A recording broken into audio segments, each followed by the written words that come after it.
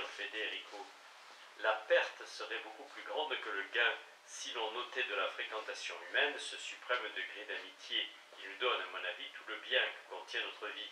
C'est pourquoi je ne veux vous accorder en aucune façon que ce soit là chose raisonnable, mais j'aurais plutôt à cœur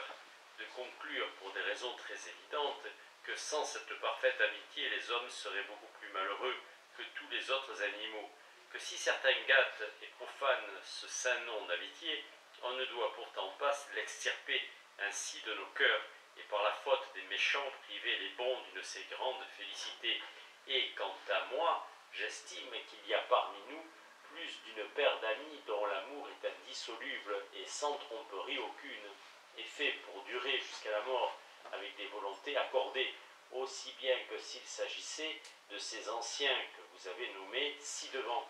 Et c'est ce qui advient, quand, outre l'inclination qui naît des étoiles, on ne choisit un ami conforme à son naturel, et j'entends que le tout se produise entre des hommes bons et vertueux, parce que l'amitié des méchants n'est pas de l'amitié. Je trouve bon qu'un nœud aussi étroit ne comprenne ou ne lie pas plus deux personnes, car autrement ce serait peut-être dangereux. En effet, comme vous le savez, 3 instruments de musique s'accordent plus difficilement ensemble que 2. Je voudrais donc que notre courtisan eût un principal et cordial ami, s'il était possible, de la sorte que nous avons dit, et puis qu'il aimât, honora et révéra tous les autres, selon leur valeur et leur mérite, et qu'il cherchât toujours la compagnie des hommes estimés, nobles et connus, comme gens de bien, plutôt que des hommes de basse origine et de peu de valeur, de manière à être pareillement aimés et honorés par eux. Cela se produira s'il est courtois, humain, libéral, affable et doux en compagnie, officieux et diligent à servir et à avoir soin du profit et de l'honneur de ses amis, aussi bien absents que présents, et s'il supporte leurs défauts naturels et tolérables, sans se fâcher avec eux pour peu de choses et en corrigeant en lui-même les défauts qui lui auront été aimablement signalés. S'il ne se préfère jamais aux autres, en voulant avoir les premières places et les plus honorables, et s'il ne fait pas comme certains qui semblent mépriser le monde et veulent par une certaine austérité fâcheuse faire la loi à chacun, et non compte tenu de querelles, les autres pour la moindre chose et hors de saison censurer ceux qui ne font point eux-mêmes, et chercher toujours l'occasion de se plaindre de leurs amis, et qui est une chose fort odieuse. À ce moment, comme Messire Federico s'était arrêté de parler, le seigneur Gasparo Pallavicino dit « Je voudrais que vous parliez un peu plus par le menu que vous ne faites de cette conversation avec les amis, car en vérité, vous vous en tenez surtout aux généralités et vous nous montrez les choses presque en passant. » « Comment en passant ?» répondit Messire Federico. « Voudriez-vous peut-être que je vous dise aussi les propres paroles dont on doit se servir ? Ne vous semble-t-il donc pas que nous avons parlé de ceci bien suffisamment ?» « Bien suffisamment, ce me semble, répondit le seigneur Gasparo. Néanmoins, je désire entendre encore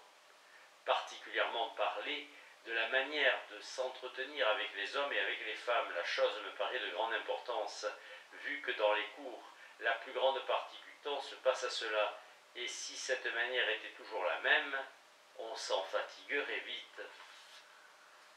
Il me semble, répondit Messire Federico, que nous avons donné aux courtisans la connaissance de tant de choses qu'il peut bien diversifier la conversation et s'accommoder à la qualité des personnes avec lesquelles il doit converser, en supposant qu'il ait un bon jugement et qu'il se gouverne suivant celui-ci et que selon les moments il s'intéresse tantôt aux affaires sérieuses, tantôt aux fêtes et aux jeux. Et à quel prix, dit le seigneur Gasparo. Demandons conseil pour cela, répondit alors Messire Federico en riant, à frère Sérafino qui en trouve tous les jours de nouveau. Sans plaisanter, répliqua le seigneur Gasparo, vous semble-t-il que ce soit un défaut chez les courtisans que de jouer aux cartes et aux dés? Je ne le pense pas, dit Messire Federico, pourvu qu'ils ne le fassent pas trop assidûment, et que pour le jeu, ils ne délaissent pas les autres choses de la plus grande importance, ou que vraiment il ne joue pour rien d'autre que pour gagner de l'argent, qu'il trompe son partenaire, et quand il perd, montre une douleur et un déplaisir si grand que cela soit un signe d'avarice. « Et que dites-vous, répondit le seigneur Gasparo, du jeu des échecs? C'est certainement un passe-temps honnête et spirituel, dit Messire Federico, mais il me semble qu'il possède un seul défaut, qu'il est qu'on peut y être trop savant, si bien qu'il est nécessaire, je crois, à celui qui veut être excellent dans le jeu des échecs, d'y employer beaucoup de temps et d'y prendre autant de peine que s'il voulait apprendre quelque noble science ou faire toute autre chose de grande importance. Et pourtant, à la fin, avec toute sa peine, il ne sera rien d'autre qu'un jeu. C'est pourquoi je pense qu'en cela il arrive une chose fort rare, qui est que la médiocrité est plus louable que l'excellence. On trouve, répondit le seigneur Gasparo, maint espagnol excellent dans ce jeu, et dans beaucoup d'autres, qui néanmoins n'y mettent pas beaucoup de peine, et ne laissent pas de faire autre chose. Croyez bien, répondit messire Federico, qu'ils y mettent beaucoup de peine, bien qu'ils le dissimulent, mais les autres jeux dont vous parlez, à l'exception des échecs, ressemblent peut-être à beaucoup que j'ai vus, qui sont de peu d'intérêt et qui ne servent qu'à étonner le vulgaire. C'est pourquoi il ne semble pas qu'ils méritent d'être louanges et d'autres récompenses que celles que donna Alexandre le Grand à l'homme qui de très loin enfilait si bien des poids sur une aiguille. Il lui donna en récompense une livre de poids, POIS, afin qu'il eût de quoi tirer le reste de sa vie. Mais parce qu'il semble que la fortune ait une très grande force sur les opinions des hommes, comme sur beaucoup d'autres choses, on voit quelquefois qu'un gentilhomme, aussi plein de qualités et doté de nombreuses grâces qu'il soit, sera peu agréable à un seigneur et, comme on dit, ne lui sera pas sympathique, et cela sans cause aucune qui ne puisse comprendre. C'est pourquoi quand il viendra en présence de ce seigneur sans être auparavant connu des autres, il aura beau être spirituel et prompt à répondre et avoir bonne contenance dans ses gestes, dans ses manières, dans ses paroles et dans ce qui est convenable, le Seigneur ne montrera que peu d'estime pour lui et lui donnera plutôt quelques humiliations. De là viendra que les autres s'accommoderont incontinents à la volonté du Seigneur. Il semblera à chacun qu'un tel homme n'a aucune valeur, et il ne se trouvera personne qui l'apprécie ou qui l'estime, qui rit de ce qu'il dira plaisamment, ou qui en tienne aucun compte. Bien plutôt commenceront-ils tous à le moquer et à lui donner la chasse, et les bonnes réponses ne suffiront pas au pauvre homme, ni même de prendre les choses comme si elles étaient dites par jeu, car même les pages s'en prendront à lui, de sorte que même s'il est le plus valeureux homme du monde, il sera malgré tout critiqué et moqué.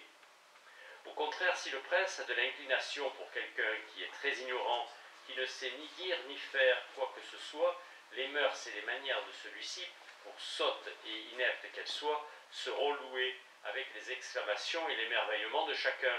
Il paraîtra que toute la cour l'admire et le révère, et que chacun rit de ses mots et de certaines subtilités rustiques et lourdes qui devraient plutôt provoquer le dégoût que le rire,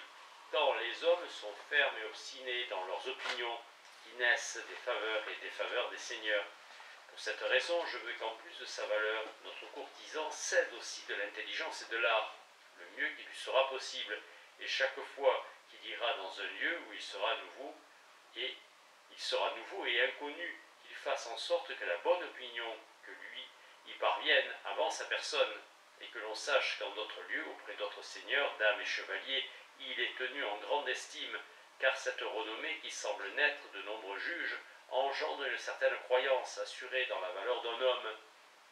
laquelle ensuite, trouvant les cœurs ainsi disposés et préparés, se maintient et croît facilement avec les œuvres. En outre, l'on évite la fâcherie que je sens quand on me vient demander qui je suis et comment je me nomme.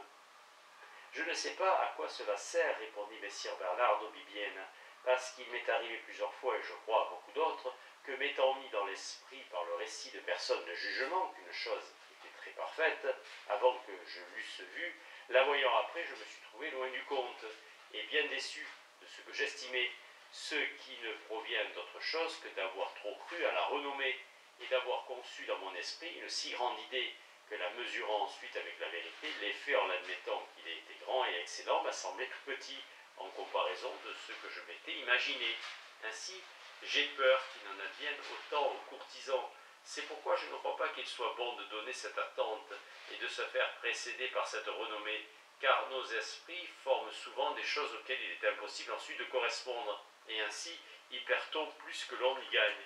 Les choses, dit messire Federico, qui, à vous et à beaucoup d'autres, se révèlent inférieures à leur renommée, sont pour la plupart de telle sorte que l'œil à première vue peut les juger. Par exemple, si vous n'avez jamais été à Naples ou à Rome, quand vous en entendez parler, vous imaginerez beaucoup plus que peut-être vous ne trouverez plus tard en voyant ces villes. Mais la même chose ne se produit pas quand il s'agit des qualités des hommes, car ce qui se voit à l'extérieur n'est pas le plus important. C'est pourquoi si le premier jour, en entendant parler d'un gentilhomme, vous ne percevez pas en lui la valeur que vous aviez imaginée auparavant, vous ne vous dépouillerez pas de votre propre opinion aussi vite que vous le feriez pour les choses que l'œil juge aussitôt, mais vous attendrez de jour en jour que se découvre quelque autre secrète vertu, en conservant toujours fermement cette première impression qui vous est venue des propos de tant de gens. Et cet homme se montrant ensuite de qualité, comme je le présume, c'est le cas de notre courtisan. Il vous confirmera à chaque instant davantage dans la croyance que vous avez en sa réputation, parce qu'il vous en donnera l'occasion par ses œuvres, et vous estimerez toujours qu'il y a en lui plus que ce que vous voyez. On ne peut certainement nier que ces premières impressions n'aient une très grande force et que l'on ne doive y attacher beaucoup d'importance. Et afin que vous compreniez combien elles importent, je vous dirai que j'ai connu de mon temps un gentilhomme qui, bien qu'il eût des manières très courtoises, des mœurs honnêtes et de la vaillance dans les armes, n'excellait dans aucune de ces qualités au point de ne pas avoir beaucoup d'égaux, et même de supérieurs. Néanmoins, la fortune voulut qu'une dame se mit à l'aimer avec grande ferveur. Cet amour croissait tous les jours, car le jeune homme montrait qu'il y répondait, et comme ils n'avaient aucun moyen de se parler l'un à l'autre, la dame, poussée par sa trop grande passion, découvrit son désir à une autre femme, grâce à laquelle elle pensait trouver quelque remède commode.